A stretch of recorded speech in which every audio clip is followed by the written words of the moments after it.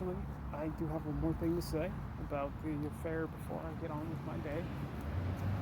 And that is, and I've spoken about this before, but the overwhelming pain that I felt when I would go to bed and see my wife at the time, and that everything that she was struggling with from her eating disorder, and the fact that her eating disorder was something that came from, and the way that she was coping with her eating disorder, and the initial reason why we were so separated in our day to day because of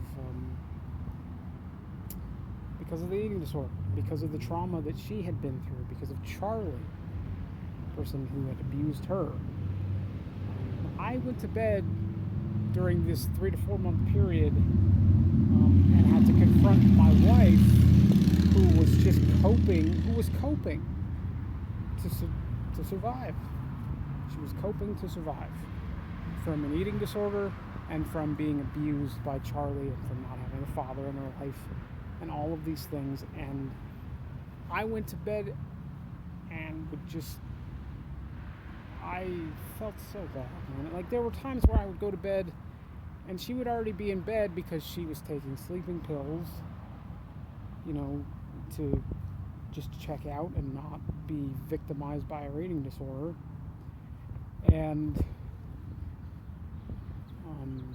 and I would go to bed eventually, and after speaking to Laura during the affair, and then I wouldn't be able to sleep for like the first 2 or 3 hours, or like the first hour or two, and I would just lay there and feel so conflicted about everything. Like, I knew it was wrong, I knew it was wrong, and I never wanted to be another Charlie to Heather. I never wanted to be another man that let Heather down. And that was the other part of what I was dealing with that entire affair. But that was what I was living with every day. Whereas, like, within the context of being in that affair actively, I was speaking to Laura, and then I wasn't, and then I was, and then I was, and it wasn't, there were breaks, we sometimes we didn't see each other, or we didn't speak to each other for a day or two, or a couple of days, or whatever. And I was still with Heather, and there was never a time where being with Heather was something that I had forgotten about, or something that I was putting off, or anything like that. It was just this circumstance where I was living two lives, but my marriage and building my marriage wasn't something that I was going to give up, despite, like, even when I was in the most intense part of my affair for me,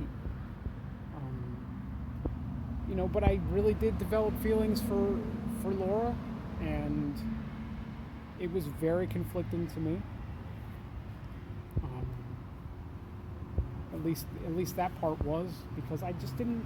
That was the first time in my life that I had ever been through anything like that. That I ever felt anything for anybody like that outside of the context of the relationship that I was in. Like, to that extent, and I didn't know what to do with it. I didn't want to hurt Heather with it. I didn't want to hurt Laura. I didn't want to hurt anybody. It was just something that happened, and it was something that happened in such a way where I couldn't. There was no way to exit that circumstance without there being pain for somebody, and I kept it from my wife for so long because I was trying to shield her from ever going through anything like that again. And it wasn't because I was hiding from it, it was because I didn't want to hurt her. I really didn't. I didn't want to hurt her. That's what it was for me. And that's why it took me as long as I did to speak to her about it. But the reason why it took me as long as it did to speak to her about it was because I was trying to reframe the authenticity and honesty and foundation of authenticity and honesty in my marriage. And I was trying to do that by showing Heather um, absolute vulnerability by way of, you've struggled to tell me about Mike, you've struggled to tell me about Garrett, and that's okay. I can be patient about that. Here is something that you don't know about me, and I'm giving you nothing but power over vulnerability over me and my own intrusion of, you know, the innocence of our relationship together. That's what was happening in full picture. So that's the full picture there, to the extent that I can think of it at this point. There might be more later, but yeah, and it's true. Laura is somebody that I developed a lot of feelings for. She's somebody that I know is still in my life. She's somebody that I know was reaching out to me. She's somebody that I know is still there. She's somebody that I know is trying to show up for me. And that has made things even more confusing in some ways, but just in different ways. You know, just in different ways about different things. And that's okay. That's life.